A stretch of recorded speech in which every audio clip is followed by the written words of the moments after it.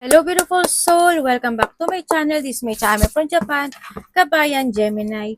This reading is for you. Tingnan natin ang iyong September 2026. Maraming salamat muna sa mga subscriber, new subscriber, first watcher, at sa mga bagong pasok dyan. Welcome na welcome kayo sa bahay ni Ate Ay May. Sa mga nagpa-personal reading, marami pong salamat. Kung gusto mo ng energy mo lang at personal reading, ang gusto mong malaman is nandiyan po sa pinaka-YouTube ko, punta lang kayo sa description below. Nandiyan po yung link ng aking FB o ilalagay ko sa screen yung aking FB para ma-check nyo din para hindi kayo ma-scam. No? General reading, hindi personal reading general reading. Vice versa, energy reading. Okay, Gemini, September. Maybe you are dealing or relationship with a dark complexion or hair or dark woman. Mga kayo manggi, ganyan. O kaya may buhok niya itim. No? Or maybe ikaw ito. And nandito din yung point na someone you know is undependable and insincere. Pwedeng ikaw ito or may tao. Pwedeng itong babae na to or ikaw ito sa babae na ito na hindi siya ganun ka-sincere. And you will receive a good news. Congrats! Ikaw ay magbibigay ng good news o may marireceive ka ng good news. Or there's something good news happen. No? Mag-ingat ka rin sa tenga. Hindi ko alam kung nanghihina ba yung tenga mo, pandinig ng tenga mo. Kung nanghihina ba yung pandinig ng tenga mo, o kaya naman, mali-mali pa yung Tagalog ni ate, ano ba yan? O kaya naman is baka may pumasok dyan na na insect, ingat ka, no? O kaya pwedeng mamaga, makagat ng kung ano, o kaya is wag naman masugatan, magdugo, wag naman, o kaya baka nagri-ring-ring yung tenga mo. Yan. Uy, may sun ka, oh. Di ba? New creative ideas, new ventures, and a fresh start. Congrats kung ano man yan, ano.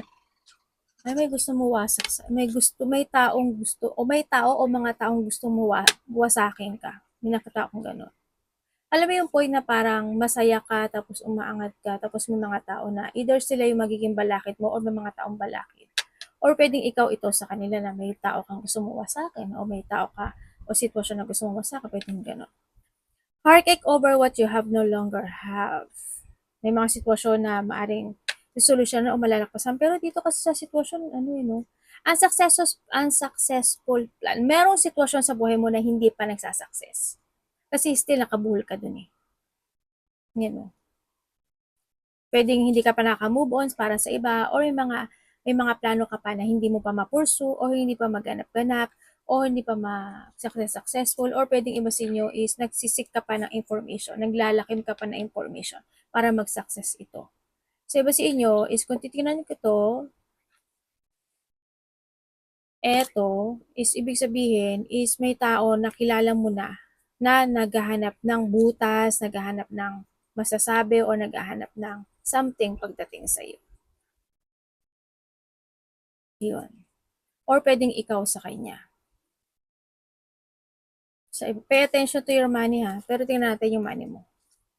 May mga sitwasyon na unresolving. Oh. And we have the temporary situation. May mga temporary situation. Ibig sabihin, hindi yan magtatagal. Kung sa aspeto ng buhay mo yan, physically, emotionally, spiritually. And also we have the bag. Something important such as new job or a raise. Sa iba dito, maaari ito yung mga bagong project, bagong trabaho, bagong pagkakaperahan, yun yung mga bagong ideas, kanya na pwedeng magsasucess ka doon or lalago siya kasi bag yan eh.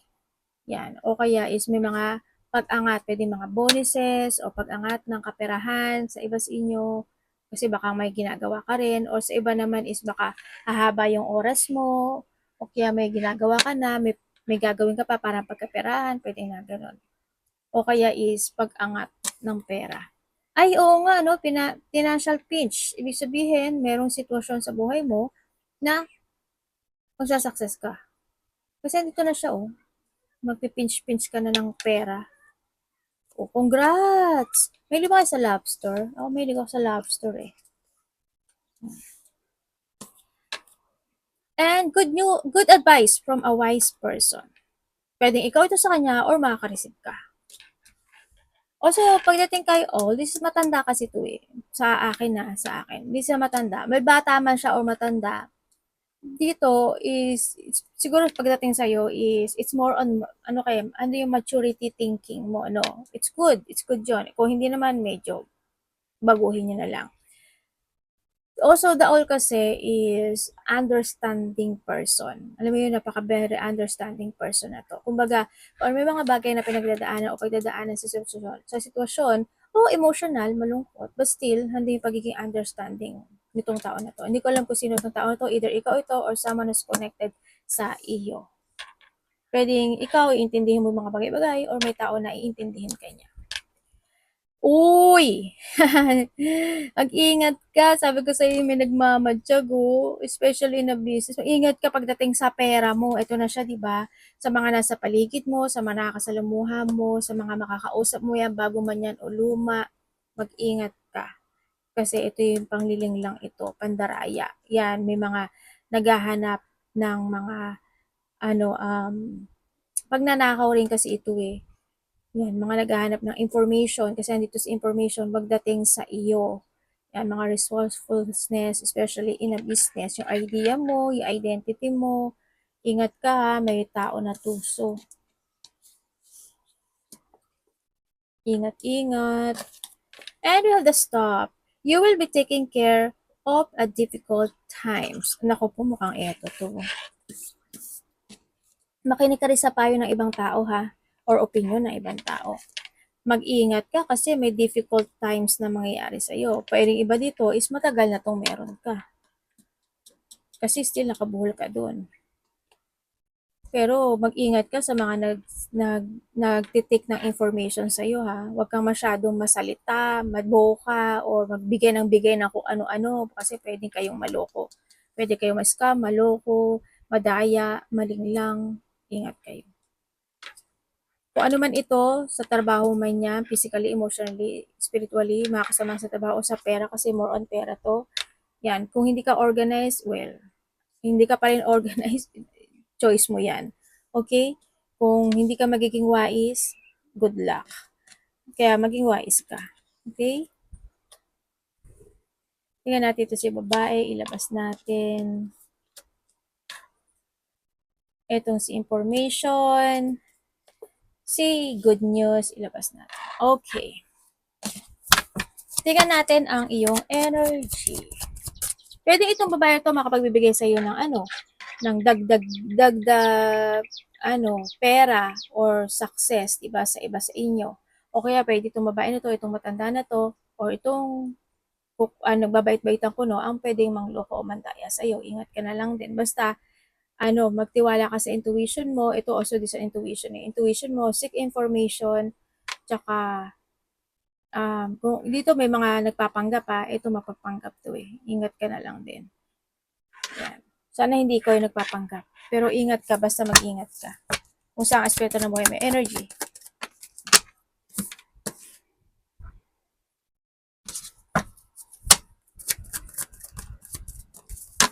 Okay, when it comes sa iyong energy, sa energy mo, ang nakikita ko sa iyo dito, mas alam mo na ngayon yung tatahakin mo eh. Mas alam mo na ngayon kung ano yung destiny mo, mas alam mo ngayon kung ano yung mga didesisyonan mo, mas alam mo ngayon kung ano yung mga a-actionan mo, kung ano yung pufokusan mo, kung ano yung purpose mo, or andun na yung clear thinking, kumbaga andito rin yung point na mas magiging more understanding ka ngayon, andito rin yung point na nandun yung mental strength mo, tsaka meron ka ng clear mind this time. Meron ako nakikita ng mga bagong layunin sa'yo, or may mga bagong goal ako na nakikita sa iyo, no, na maaring yun yung makapagbibigay sa'yo ng pagbunga. Ibig sabihin kasi ito yung point na mas lumalago o may paglago na magaganap sa buhay mo, no? Yun, sa energy mo, mabait naman yung nakikita ko sa'yo dito kasi you were receiving something na blessing or may mga ikasisiya ka na sitwasyon, may mga kaganapan na sitwasyon na pwedeng makakamit mo or ikakasiya mo, ganyan, or makakausap mo, ganyan. Yun ang nakikita ko sa iyo. It's more on happiness and satisfaction ang nakikita ko sa iba sa inyo. Anak, alis ka muna dyan. Pwedeng may mga pangarap o ninanais na maaring makakamit mo. May mga reward and success, ganyan. Tingnan natin ang parating. Pwede sa iba sa inyo, may mga iniisip kayo na gusto niyo mag-success. Pero it's more ano to eh. Parang nandun ka sa point of, ano ba yun, yung nagti-think advance ka sa lahat ng aspeto ng buhay mo. Ano na advance yung isip mo, ina-advance mo na. Ganun.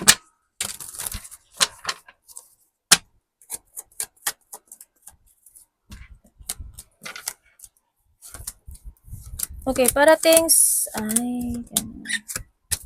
Ano to, universe? May tension ka pa daw na hindi natatapos Okay, parating sa iyo. Parating sa iyo, ang nakita ko sa'yo dito is merong mga bagong project, pagpasok ng pera, stability, wealth, prosperity is coming. Pero, may kapalit eh. May sabi dito may kapalit. Or pwedeng sa iba sa inyo is magkakaroon ka ng disappointment or conflict or complicated situation na manggagaling ito sa either sa kasamahan mo sa trabaho, business, or kapamilya. Or pwedeng magko-connect dito ang kaperahan. Trabaho, 'di ba? Kaperahan din 'yan, 'di ba? Ganon. Or pwede may mga pag-uusapan kayo na related to an house, family, mana, ganyan. Territorial, mga ganon. May mga time daw, sasak daw yung ulo mo o yung paa mo. Or may mga pananakit na mga buto-buto, kalamnan, kasukasuan, muscle, hindi ko alam kung ano ginagawa mo. Sana hindi ka masaktan ng matindi. Pero, dito sa sitwasyon mo kasi is may tension daw na hindi pa tapos sa nakita ko dito. Tapos, may tao na ano eh, hindi ko alam po ikaw, kasi someone's ignoring. Either ini-ignore mo siya o ini-ignore ka niya, o dineded mo siya o dinededma mo siya, or pwedeng may tao na nag-block sa'yo o bnilock mo siya. Or, well, yun. Or wag sana dumating na may tao na iba-blackmail ka o iba-blackmail mo ha, kasi hindi maganda. Siyempre, nagpupulot ang mami ng ano. Kasi may mga pagkain dito sa gilid. Yun. Ay, naku po, sabi ko may something, buti hindi ko nahawakan. Yun, ang nakita ko dito, yun nga, merong sitwasyon na gagawin mo, parang may project ako actually, ang dami mong gagawin, ang dami mong iniisip, ang dami mong gustong gawin. Yun ang nakita ko sa iba. Either maraming darating sa'yo, or madaming project, or magiging busy ka sa iba, sa inyo, or maraming darating na opportunity para sa iba. Pero medyo magsistruggle ka dito eh. May mataas ang ego oh. Ako nakikita dito. Alam mo, ingat ka sa ano. Sana wala talagang maduguan sa inyo, no? Kasi madugong sitwasyon. Madugong sitwasyon na yun, ate. Hindi ko alam kung pain lang ba siya, malaki o maliit. Parang may ganung sitwasyon ako nakikita. May mga pag-uusap, ay may taong kukumpronta sa iyo. May sasabihin daw siya sa iyo. Yun ang sabi. Connected siya sa pera or opportunity. Or ikaw ito sa kanya. Or pwede may mga naisip ka na gusto mong gawin talaga. Alam mo, yung mga taong ayaw sa iyo, no? Well, ayaw mo rin naman sa kanila. Okay lang yun, te. Okay. Mas okay yan. Ayan, may mga taong ayaw sa iyo, may mga taong masasabi sa iyo, may mga taong hindi nag-iisip no? Yan, may mga taong hindi nag-iisip ng tama. Or, ewan ko, wala sila sa sarili or basta maisip lang nila, ganyan. Hindi yung point na yun. May tao na magiging very defensive. Ako nakikita. Ganun. And, dapat iwasan.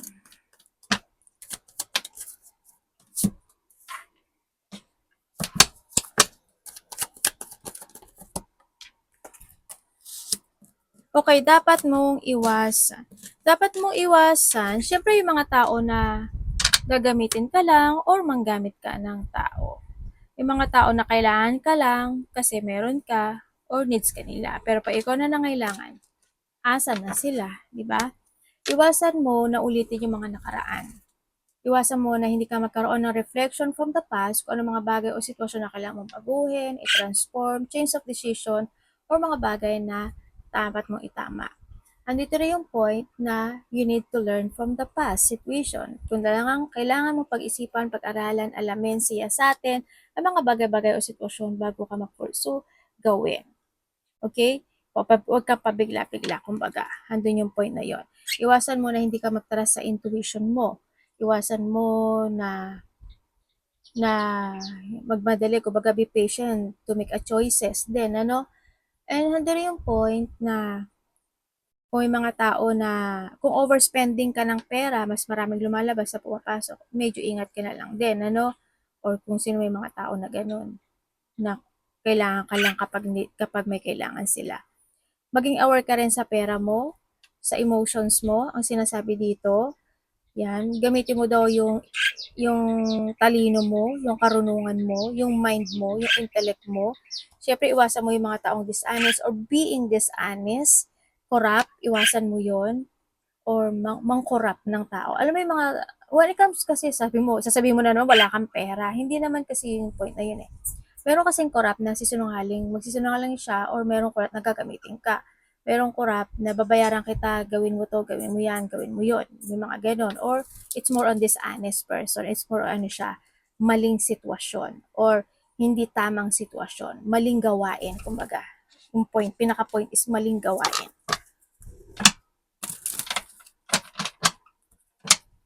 Being unfaithful or mga taong unfaithful, iwasan mo rin. Siyempre yung to judge someone, ano, yan. O kaya yung mga taong judgmental, makisawsaw, sa mga ganun, iwasan mo. Love. Kapatid, anak, magulang, karelasyon, kaibigan, pamilya. Sino man itong love.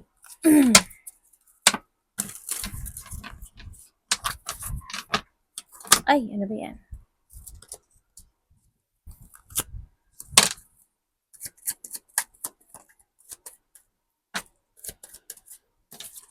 Okay, when it comes sa love, kung ikaw is single, kilala mo na to. Okay, ang nakita ko dito is iba sa inyo, either kilala mo na to, nakausap mo na to, or kinakausap mo siya, or sa iba sa inyo is makakilala mo to sa isang celebration or may events. Yun. Pero ba't parang iba yung energy niya? Pero basta ang sabi dito, you need to see the fact. Ibig sabihin, huwag ka nga pabigla-bigla. Kailangan makita mo yung intention nitong tao na to talaga. Gamitin mo yung ano mo, yung talino mo. And also, is kung kayo is nagkahiwalay nitong, oo, nagkaroon na paghiwalay. Nagkaroon na paghihiwalay, medyo hindi rin kasi naging maganda yung situation, ano. Alam mo yung point na nagkaroon talaga ng pagja-jungling when coming disconnection, nagkaroon ng ending. Sa nakita ko to. Pero isa sa inyo, naaalala pa rin niya ang nakaraan. O nagkakaroon siya ng reminiscing from the past situation. Dito sa sitwasyon, syempre, hando yung pag-iisip na gusto pa rin niya ng partnership.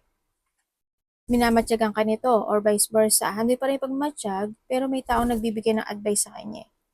Pero may lungkot siyang nararamdaman. Alam mo yung point na parang gusto niyang tagapin yung sitwasyon na lalayo siya ng dahan-dahan pero nasasaktan. Pero kung titingnan ko dito is parang nandun pa rin siya sa point na kasi gusto niya pa rin makapag-ayos. Sa iba is gusto niya makapag-ayos. Sa iba dito parang unti-unti niyang pinipilit yung sarili niya na maging matapang or magpakatatag na lumayo dahil baka hindi na talaga match.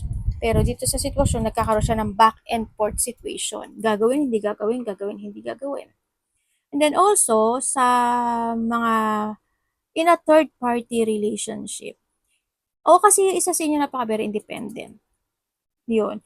Oo, yan. Maaring whether sa third party or maybe you are a third party, maaring na sa point, maaring isa sa inyo is connected pa rin talaga sa isa. Pero alam mo, matagal nang ganito to. Matagal nang babaero o lalakero yung isa sa inyo. Yun ang nakita ko dito. Tsaka alam mo yung sitwasyon na to. Yun ang sabi. But still, kahit alam mo, handa pa rin yung connection. Ano? Oh, there's a lying, betrayal, dishonest person. Well, choice mo na to. Okay. Magkakahiwalay pa sila, universe. Magkakaiwalay kayo pero magkakabalikan. Yun ang sabi. Okay, sa mga walang third party, you try to make it balance this connection. Handin yung stability kahit papaano sa nakikita ko dito. Handin naman yung aware kayo sa feelings ng bawat isa or isa sa inyo. Kung may mga nagaganap o nangyaring sitwasyon is pinipilit masaayos to. Or pwedeng may mga bagay o sitwasyon na may isinasaayos kayo or inaayos na sitwasyon pagdating dito sa connection na ito. Handin yung suporta ng bawat isa, handin yung partnership. Yun nga lang, sa isa sa inyo is something hiding. May hina-hide or may itinatago o may lihim na sitwasyon. Hindi ko alam, baka hindi naman din kasi kailangan o hindi naman din siguro importante. Hindi ko alam, basta there's a hiding situation ako na nakikita na isa sa inyo na lihim. Tingnan natin ang iyong money. Money, trabaho.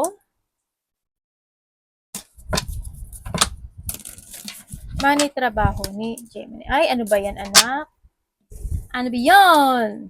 Alam mo yung inayos mo tapos lumipad yung anak mo. Eto yung anak mo. Gamin ni anak. Ang kukulit ng anak ko yun. Itong puti, katabi ko yan sa kama. Kasi hindi siya natutulog sa hindi siya marunong matulog sa kulungan. Doon sa lalagyan sa cage, hindi siya marunong. Gusto niya lang sa tabi ko tapos nakabalot siya ng tuwalyang malambot. Buti nga di ko siya nadadagan. Nasanay na rin siguro. Itong isa, pagka yung dilaw, alam na niya kapag tulugan na. Ganyan. Papasok na siya sa sarili niyang lungga. Money, trabaho. O, di ba? Nagkwento pa talaga ako ng di ba? Si ate talaga. Palakwento. Hayaan yun na. Tayo-tayo lang naman nahan dito. Okay. Money, trabaho. Kung wala kayong trabaho, sa mga walang trabaho, anak, sa mga walang trabaho, kung ano yung ina-applyan nyo daw ngayon, hindi daw yung para sa inyo. May better daw na para sa inyo. Parang nagkakaroon kayo ng choices, Yun. Kung nagkakaroon kayo ng choices, hindi sa inyo. Sa iba sa inyo kasi, magsasarili kayo. Ibig sabihin, own business. Malaki man o maliit yan, yun. Ate, wala man akong pera. Yun na nga ang problema. Pero, dun kayo magsasucess. Okay, sa may mga trabaho dyan, hindi mo naman maaalis na hindi kayo, natural kasi yun hindi lang naman sa'yo, basta sa'yo ko to nakita, sa lahat nangyayari to, may mga tao talaga na makakaramdam ka ng lungkot pagdating sa kanya, you feeling rejected, you feeling abandoned, or nandun yung frustration mo pagdating sa makasaman sa trabaho mo, or sa trabaho mo, nandun yung point na yun, yun, may mga tao na kailangan sundin mo ako, sundin mo yun, sumunod ka sa akin. Yun. Well, wala tayong magagawa dyan. Yan. There's a pain o may mga conflict situation, di pagkakaunawaan, depression, or i-depress mo talaga, pwedeng gano'n. Basta it's more on, may mga painful situation kasi pagdating. Yan, mga hindi pagkakaunawaan talaga. No? Heartache. It's more on heartache. May mga unexpected, a blow-up emotion when it comes sa work mo.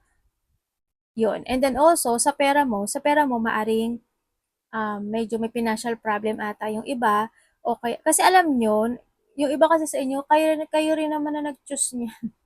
Ba't kayo nagkaganyan, di ba? Nandun sa point na yun. But still, kahit daw papaano is magsasucess o malalakpasan nyo daw yan kasi you're going toward to your success. There's a victory and success happen into your life pagdating sa iyong trabaho or sa pera mo. Ibig sabihin, mas mararamdaman mo yung paggaang nito or nandun yung point na may mga achievement ka na magaganap. Mas aangat, may pag-angat na sitwasyon sa iba. No? Yun na nakikita ko sa iyo dito. Kumbaga, there's a hardship na malalakpasan mo. Kung ngayon is matumal, ngayon papunta ka na ngayon sa hindi magiging matumal. Kumbaga, may tatahakin ka. Sa iba sa inyo is kailangan nyo daw mag-keep moving para mas ma-reach nyo daw yung goal mo. Yan nun. Kumbaga, iwasan mo talaga yung mga bagay o sitwasyon. Huwag kang gumawa o huwag kang mag-desisyon ng sitwasyon na ikaka-frustrate mo na ikaw din yung, kasi sabi ko nga diba kanina, ikaw din naman ang gumagawa ng sitwasyon mo kaya ka nahihirapan. Diba? Yun. Yun. May mga, ingat ka na lang din sa mga taong makakausap o mga taong mako-connect sa'yo by the internet o kaya mga link, ingat ka na lang din, Yan. Baka rin dun yung point na may tao na hihingi sa'yo ng suporta or may tao kang susuportahan pagdating sa pera or puwedeng may tao na kakaroon ka ng supporting situation na yun yung makakatulong for your success pagdating sa pera. Yun ang nakita ko sa iba. Yun. Tsaka be responsible. Well, responsable ka naman eh. Yung iba, yung iba, hindi pala lahat. Naku po, mukhang 20% lang ata yung responsable ah. Okay, yung iba, sa iba sa inyo, maging patient ka. Ibig sabihin, alam niyo naman siguro yung patient, ibig sabihin, hindi magtiis at magtiyaga ka na, hindi ka gaano maging magastos, ganyan. Di ba may goal ka? Di ba may gusto kang ma-achieve? O di, dapat dun ka nakafocus. Ganun. No? Kailangan you always have a clear mind para sa ano. Nag-iisip ka naman, nag-iisip ka ng tama. Nga lang, medyo nahihirapan ka siguro sa iba sa inyo. But still, keep moving. Kasi may victory and success ako nakikita sa'yo. Arigato naman, God bless.